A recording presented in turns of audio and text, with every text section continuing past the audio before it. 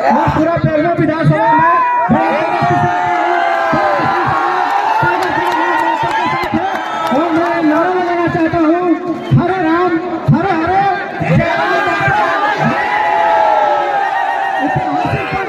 हमारे लिए कि हम बड़े बड़े सवाल है समस्या ग्रहण किया है और इससे बहुत खुशी हुई है। तो आज हम जय राम माता के साथ खड़े हैं कंधे से कंधा मिला करके, और यहाँ से हम बताना चाहते हैं आगे वाला कल इससे भी बड़ा और इससे बड़ा सभा होगा। और मैं अपने इन बातों को रखते हुए और आप लोगों का उत्साह को बढ़ाने के लिए मातों का भारी से भारी वोटों से जिताने का काम करें। बस मैं अपने बातों का अब टाइगर टाइगर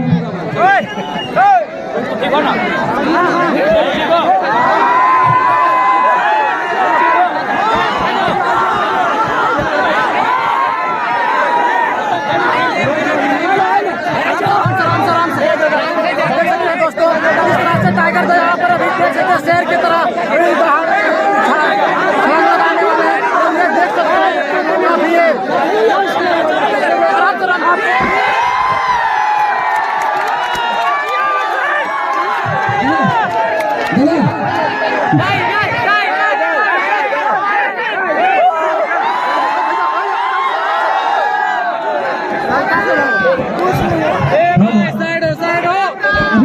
इधर से बैठ जाओ ना ताकि आवाज ना जाए। बैठ जाओ, बैठ जाओ।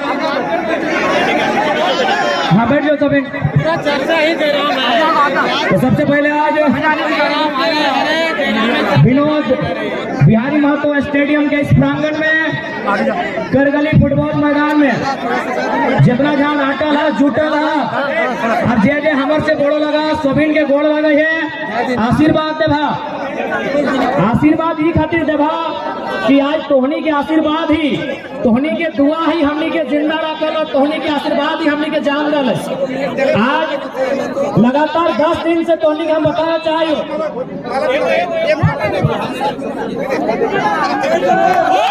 लगातार 10 दिन के तोहनी के हमें अपन शेड्यूल बतावे चाहिए कि हमने 10 दिन कैसे बीतल है। केवल हमारी ना, हमने संगठन में जितना भी साथी हो पिछला 10 दिन की अगर बात करवा तो कोई ऐसा दिन ना है जो हमने 4 बजे और 5 बजे बिहान सुतल है। हर एक दिन आज हमने 4 बजे या तो 5 बजे बिहान सुतल है। उठे खातिर फिर 7:30 बजे हमने एकदम 8 बजे उठ जाइए। यानी आज 10 दिन से हमने मात्र 2 घंटा सुत रही, मात्र आधा घंटा सुत रही। और अगर खाना पीना के बात करवा तो तोहनी के सामने हमने झूठ नहीं कहवाई। आज अभी तक हमने मात्र 3 गो पराठा खाए के ही। तो सही खातिर तोहनी आशीर्वाद बहुत जरूरी हो। तोहनी अगर आशीर्वाद नहीं देवा तो हमने जिंदा नहीं रहो। तोहनी का आशीर्वाद हमनी के जान दो। और सबसे महत्वपूर्ण बात तोहनी का आशीर्वाद ये खातिर भी कि आज देख सकल है कि किस प्रकार से शासन प्रशासन में बैठल लोग हमने पीछू लागल है। सदिन बोकारो के 1 मई तोहनी के याद हो तो याद है ना दीदी साहब, खासकर चपड़ी वाला दीदी साहब तोहनी का वीडियो है। 1 मई बोकारो नॉमिनेशन के दिन तोहनी के याद हो तो, क्योंकि हम थोड़ा सा हिंदी में संबोधन कर देते हैं। बहुत सारे सीएसएफ के जवान भी आए हैं, उनको भी सुनना चाहिए कि झारखंड के साथ कैसा अन्याय होता है। थोड़ा सा हम हिंदी में संबोधन करेंगे। 1 मई को जब हम नॉमिनेशन करने के लिए गए थे 3000 पुलिस हमको अरेस्ट करने के लिए गई थी। मैं आज इस भीड़ से एक सवाल पूछना चाहूंगा, हम लोग का अपराध क्या है? मैं आप लोगों से एक सवाल पूछना चाहूंगा कि हम लोग का अपराध क्या है, हम लोग का गुनाह क्या है? क्या हम लोग आतंकी है, नक्सली है, अपराधी है, चोर गुंडा मवाली क्या है? हम लोग 3000 पुलिस गई थी हमको अरेस्ट करने के लिए। हम लोग का अपराध क्या है कि आज से 2 साल 2.5 साल पहले स्टूडेंट की मांग को लेकर, छात्रों की मांग को लेकर हम लोगों ने विधानसभा के सामने धरना दिया था। अरे भाई, विधानसभा के सामने धरना देना इतना बड़ा अपराध है कि अब 3000 पुलिस लेके आए। चलिए ठीक है, आप पुलिस आए तो आए, क्योंकि हमारा आंदोलन झारखंड सरकार से था, यानी झारखंड सरकार की पुलिस आ सकती है, उनका स्वागत है, वो हमको अरेस्ट कर सकती थी। लेकिन एक सवाल, यहाँ सीएसएफ के भी जवान बैठे हैं, वहाँ सीआरपीएफ के पुलिस आई थी। सीआरपीएफ क्यों आई थी? एक सवाल हमको दीजिए, हम बहुत कम उम्र का लड़का है। सीआरपीएफ क्यों आई थी वहाँ? यहाँ मीडिया कर्मी है, पढ़े लिखे प्रबुद्ध मीडिया कर्मी है, हमारे साथ सुप्रीम कोर्ट के वकील आए हैं, शायद इसी भीड़ में बैठे हैं, हालांकि उनको आज मौका नहीं दे पाए। सीआरपीएफ क्यों आई थी झारखंड वासियों, बताइए। सीआरपीएफ कब जाती है? सीआरपीएफ सेंट्रल पुलिस होती है। हमारी लड़ाई नियोजन नीति की राज्य सरकार से है। सीआरपीएफ क्यों आई थी, मैं ये सवाल पूछना चाहता हूँ। आखिर ये लोग कब तक जालसाजी करेंगे? ये कब तक इस मिट्टी में रक्त मांगेंगे? कभी इस मिट्टी में शहीद सुनील महतो की हत्या होती है, इसी मिट्टी में निर्मल दास को शहादत देना पड़ता है, और इसी मिट्टी में शेख भिखारी, इसी मिट्टी में बिरसा भगवान को शहादत देना पड़ता है। आखिर इस राज्य के लोग जब अपने हक अधिकार की बात करते हैं, इस राज्य के लोग खनिज संपदा पे अपने अधिकार की बात करते हैं, तब इस प्रकार साजिश क्यों किया जाता है? ये सवाल पूछना चाहिए। अरे 3000 जो पुलिस उठ के 3000 पुलिस, लगभग 8 के 10 डीएसपी इंक्लूडिंग एसपी महोदय जो हमें डिटेन करने के लिए आए थे। चलिए, स्वागत है आपका, अच्छा किया आप डिटेन करने के लिए आए, लेकिन जितना अलर्ट और जितना आप उस दिन अलर्ट थे हमको डिटेन करने के लिए, काश अगर कोयला चोर, बालू चोर, लकड़ी चोर, लोहा चोर, माफिया के साथ अलर्ट होते तो झारखंड स्वर्ग से सुंदर हो जाता। क्योंकि आज जनता के साथ साथ सीएसएफ के जवान भी यही हैं, और ये लोग भी भली भांति जानते हैं आज अगर सबसे ज्यादा कोयला कहीं चोरी होता है तो बेरमो विधानसभा में होता है। अरे वहां रहिए मुस्तैद, वहां मुस्तैद रहिए, हम जानेंगे तब कानून का सम्मान और बढ़ेगा। और हम लोग भी चाहते हैं कि कानून की नजरों में सबका एक इंसाफ हो, कानून सबके साथ इंसाफ करे, इसीलिए लोग संविधान के रास्ते से चलना चाहते हैं। लेकिन सवाल ये बनता है कि आज अगर कोई हक हुकूक की बात करे, आज कोई अपने अधिकार की बात करे, आज कोई अपने अधिकारों की सुरक्षा की बात करे, तो आप उनको फर्जी केस लगाएंगे, उनके साथ प्रेशर बनाएंगे। अगर प्रेशर बनाना है तो इस राज्य को छोड़िए, इस जिला के, इस कोयलांचल के माफियाओं पर प्रेशर बनाइए, दबंगों पर प्रेशर बनाइए, गुंडों पर प्रेशर बनाइए। ये कोयलांचल के साथ साथ पूरा झारखंड हो जाएगा। तो सह खातिर तोहनी के कहले तोहनी आशीर्वाद की जरूरत है, क्योंकि तोहनी का आशीर्वाद नहीं रहता है तो आज हमने इतना बड़ा मुसीबत के टाले नहीं पार लिए। इसलिए आज तोहनी का आशीर्वाद की बहुत आवश्यकता है। अब थोड़ा सा हमने बात करें ये लोकसभा चुनाव के विषय में। लोकसभा चुनाव 25 तारीख के वोटिंग होता है, तारीख याद हो ना? 25 तारीख के जिस दिन हमने वोटिंग करवा, ठीक है, हम चारों तरफ घूर लेंगे। जिस दिन हमने वोटिंग करवा उस दिन ध्यान से देखिए कि आकाश भी धिपल तातल रहता है और धरतियों धिपल तातल रहता है। आकाशों धिपल तातल रहता है, गर्मे गरम रहता है, और धरतियों गर्मे गरम रहता है, और संगे संगे हमार दहिया हमार गतो गर्मे गरम रहता है, धिपल तातल रहता है कि नहीं? यानी आकाश धरती के साथ साथ मेरा शरीर का बदन भी गर्म रहेगा उस दिन। हम माथे को पसीने से पोंछेंगे, अपने सर को पोंछेंगे, लेकिन फिर भी मतदान करने के लिए जाते हैं। क्यों जाते हैं? जबकि इसी समय हमारी माता, हमारे पिता अगर हमें कोई काम करने के लिए कहे तो हम साफ मना कर देंगे कि बाबू शाम को बोलिएगा, शाम को थोड़ा हम काम कर देंगे, अभी गर्मी बहुत ज्यादा है। लेकिन 25 तारीख को हम लोग बहुत भारी गर्मी में 45 डिग्री के टेम्परेचर में वोट देने के लिए जाएंगे। क्यों? हमको विश्वास है, हमें आशा है कि जिस नेता को हम लोग वोट देंगे, जब वो चुनाव जीतेगा, हमारे बच्चों के भविष्य की बात करेगा, हमारे गांव को सुरक्षा प्रदान करेगा, हमारे आने वाली पीढ़ी की दवाई, पढ़ाई, कमाई की बात करेगा। इसीलिए हम लोग वोट करते हैं कि जो नेता चुन के जाएगा, जो नेता जीत के जाएगा, वो हमारे बच्चों के दवाई, कमाई, पढ़ाई की बात करेगा। लेकिन आज देखिए, यही ये बेरमो विधानसभा और गिरिडीह लोकसभा है। अगर गिरिडीह लोकसभा के सांसद की बात करें, उन्हें कभी फुर्सत नहीं मिला कि झारखंड के जनमानस के बच्चों की चिंता की जाए। उन्हें क्या फुर्सत मिला कि गिरिडीह से सांसद और पत्नी रामगढ़ से विधायक।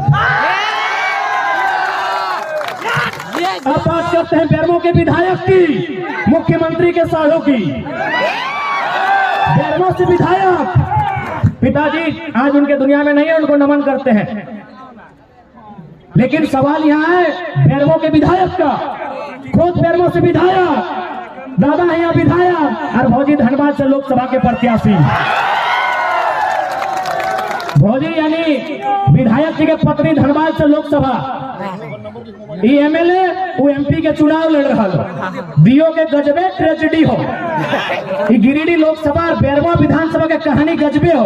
एगो के पति सांसद, पत्नी विधायक, एगो के पति विधायक और पत्नी सांसद के प्रत्याशी। मैंने कहनी घर गोष्ठी सब कहनी है, कोयला भी तोड़, बालू भी तोड़, लोहा भी तोड़, घेका भी तोड़, पत्थर भी तोड़,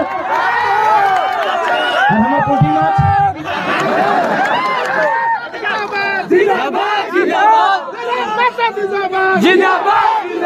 बताइए ऐसे राजनेताओं को आखिर लोग वोट कैसे देते हैं? और आप उनके हलफनामा को पढ़िएगा, जो बेरमो के विधायक है उनकी जो अर्धांगिनी है उनके हलफनामा को। अरे जब हलफनामा में उतना संपत्ति दिखाया है तो जो छुपाया गया है वो संपत्ति कितना होगा? जब वो अपने हलफनामा में इतना संपत्ति दिखाए हैं तो जो छुपाया गया वो कितना होगा? एक बात बहुत सारे लोग कहते हैं कि नहीं, जो आप बारी भीतरी की बात करते हैं, हम स्पष्ट कहना चाहेंगे हम सामाजिक न्याय की बात करते हैं। यही हमारे महाराष्ट्र के भैया देखिए इनको, बाबू जोहार, जय महाराष्ट्र जय झारखंड, ये महाराष्ट्र से हैं। तमाम मीडिया वाले बिल्कुल इनको फोकस कीजिए, क्योंकि इनके सामने हम दूध का दूध और पानी का पानी करेंगे। जो लोग हमें कहते हैं ना ये लड़का बाहरी भीतरी की बात करता है। अच्छा एक बात बताइए भाऊ,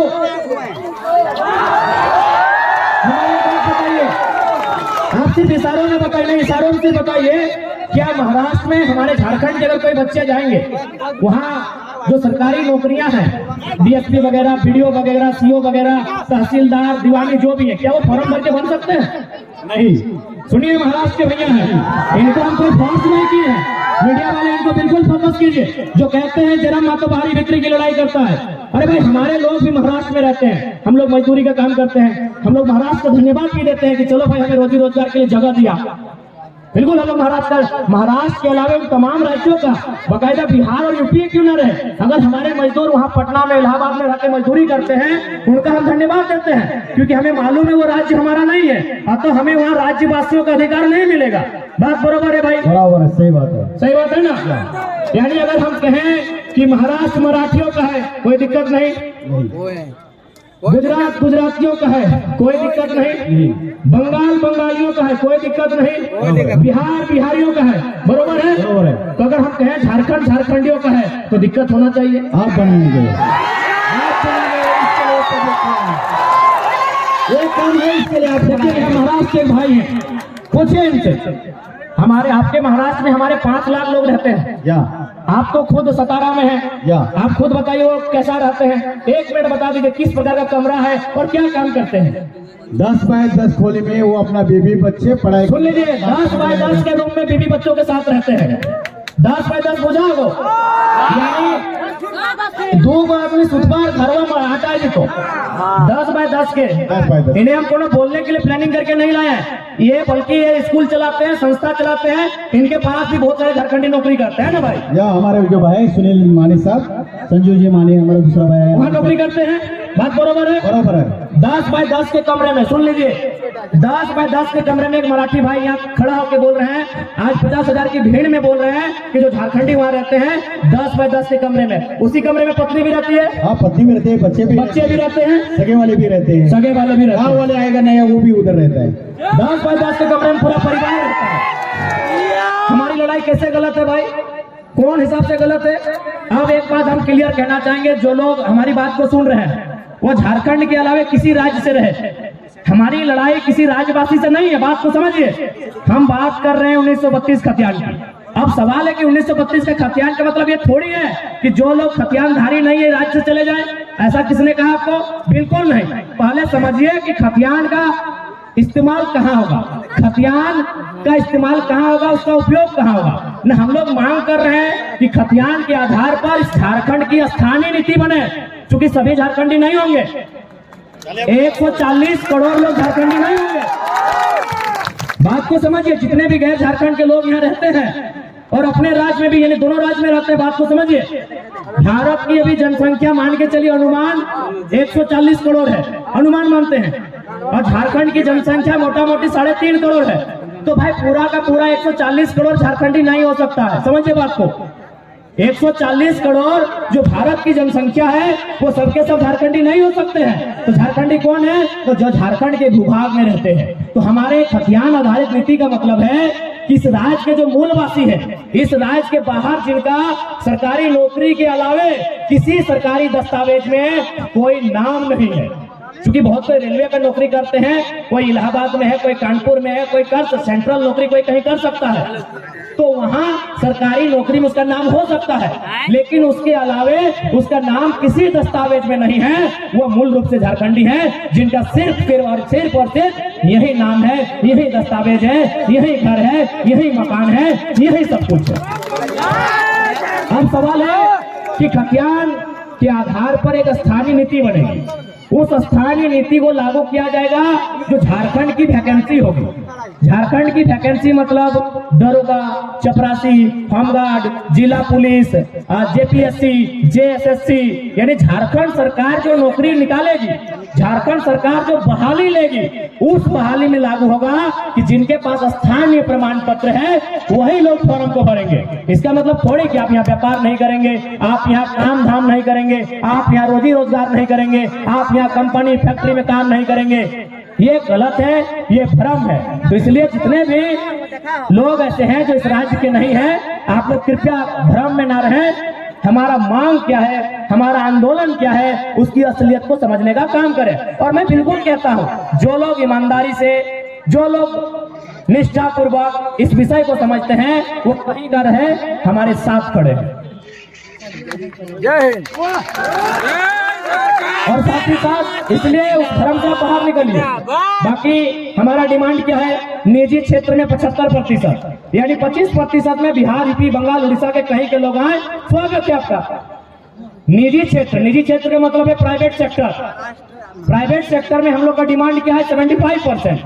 बाकी 25% ओपन है, उसमें आप आए, जिसको आना है, जहां से आना है, आपको आने के लिए स्वागत है। हम लोग सरकारी क्षेत्र में क्या मांग कर रहे हैं कि जो हमारा ओबीसी का आरक्षण है उसको थोड़ा इंक्रीज किया जाए और उसको 90% झारखंडियों के लिए। अब सवाल आप करते हैं कि नहीं, जनरल में बहुत ज्यादा छूट जाता है, तो वहां भी नियम है कि जनरल 1 और जनरल 2 में परिभाषित किया जा सकता है।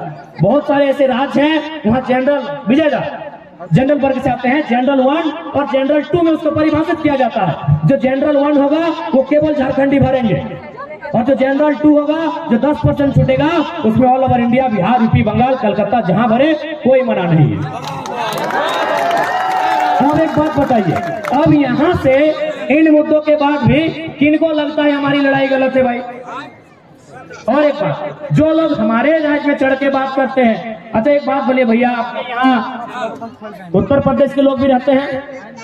माइक से ही बोलिए ना। हाँ बोलो सर। रहते हैं, उत्तर प्रदेश के लोग रहते हैं? हाँ रहते हैं। बिहार के लोग रहते हैं? बंगाल के लोग रहते हैं? पूरा स्टेट का लोग रहते हैं। पूरा स्टेट के लोग रहते हैं, लाखों में रहते हैं। लाखों में रहते हैं। क्या आपके प्रदेश में उन्होंने कभी अधिकार मांगा है? नहीं, कभी नहीं। उनको सबको झारखंड में चाहिए, कहे ना झारखंड मौका दे रहा है। देखिए दादा सामने है, सबको झारखंड में चाहिए। उधर वालों को उधर का हिस्सा चाहिए, इधर वालों को इधर का हिस्सा चाहिए, इधर वालों को इधर का हिस्सा चाहिए। सबको बराबर झारखंड में ही अधिकार चाहिए। उनकी भाषा को भी यहाँ चाहिए, उनके टीचर भी यहाँ होने चाहिए, उनके वकील भी यहाँ होने चाहिए, उनके सब यहाँ झारखंड में होने चाहिए। यही महाराष्ट्र है। महाराष्ट्र में भी लगभग अनुमानित 25-30 लाख के आसपास में यूपी, बिहार के लोग रहते हैं, बंगाल के लोग रहते हैं, उड़ीसा के लोग रहते हैं, और गुजरात के लोग तो बहुत ज्यादा रहते हैं। और एक बात, आज आपको एक बात क्लियर कहना चाहेंगे, 1960 से पहले आपके महाराष्ट्र का नाम बॉम्बे था, बराबर है भैया? बॉम्बे नाम था। उसके बाद जिस प्रकार हम लोग बिहार से झारखंड अलग करने के लिए मूवमेंट किए, वहां भी एक मूवमेंट हुआ।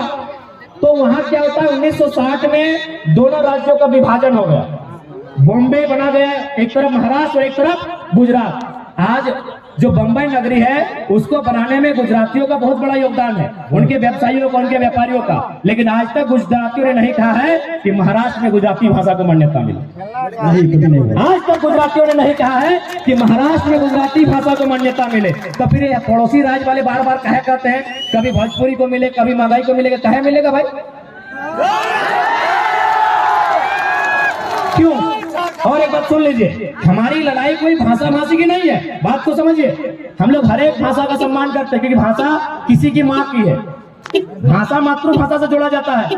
जैसे हम लोग का किसी का संथाली है, किसी का कुड़माली है, किसी का कोरटा है, किसी का मुंडारी है, तो भोजपुरी मगही भी किन्हीं की मातृभाषा है। हमें किसी की मातृभाषा शिकायत नहीं है। हमारा बात को समझिए, हमारा शर्त ये है कि आप दुनिया की किसी भाषा को झारखंड में रह के गीत गाएं, उसका गाना सुने, हम कानूनी मान्यता नहीं देंगे। बात समझिए, सरकारी दस्तावेज में मान्यता नहीं देंगे, हम ये बात कह रहे हैं। हाँ, बाकी अगर उसके बाद भी अगर आपको दुविधा है तो जिला वाइज सर्वे कीजिए। पलामू गढ़वा साइड में हो सकता है उन भाषाओं को बोला जाता है, तो उसमें एक बुद्धिजीवी जो भाषा साहित्य का ज्ञान रखते हैं, जो भाषा पे जिनका एक बहुत बड़ा रिसर्च रहा है, वो जिला वाइज कैटेगरी कर सकते हैं, और जिला वाइज जो सीमा है सटा हुआ, वहां उन भाषाओं की बात कर सकते हैं। पूरे झारखंड में आप कहीं नहीं, और खासकर धनबाद बोकारो में आप उठा के ले आइएगा उन भाषाओं को जो धनबाद बोकारो में नहीं है, तो ये हमारा दुर्भाग्य है। तो लड़ाई कभी भाषा की नहीं है, बात एकदम क्लियर है।